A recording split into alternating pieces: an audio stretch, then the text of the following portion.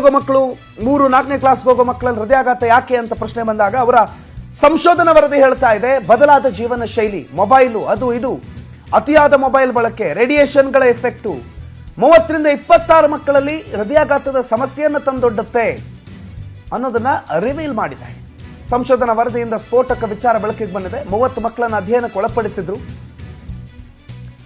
ಈಗಲೇ ಎಚ್ಚೆತ್ಕೊಂಡು ನಿಮ್ಮ ಮಕ್ಕಳ ಜೀವನ ಶೈಲಿಯನ್ನ ನೀವು ಬದಲು ಮಾಡಿದ್ರೆ ಭವಿಷ್ಯದಲ್ಲಿ ಮಕ್ಕಳಿಗೆ ಸಮಸ್ಯೆ ಆಗೋದು ಕಡಿಮೆ ಆಗುತ್ತೆ.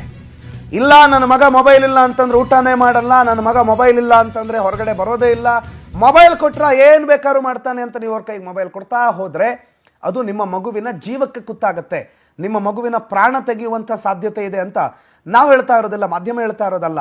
ಕಿಮ್ಸ್ನ ವೈದ್ಯಾಧಿಕಾರಿ ಒಬ್ಬರು ಪ್ರಸಿದ್ಧ ವೈದ್ಯರ ನೇತೃತ್ವದಲ್ಲಿ ನಡೆದಿರುವಂಥ ಸಂಶೋಧನೆ ಹೇಳ್ತಾ ಇರೋದು. 30 ಮಕ್ಕಳನ್ನು ಅವರು ಸಂಶೋಧನೆಗೆ ಒಳಪಡಿಸಿದ್ರು. ಆ ಪೈಕಿ ಮೊಬೈಲ್ ಬಳಕೆ ಮಾಡುವ 26 ಮಕ್ಕಳು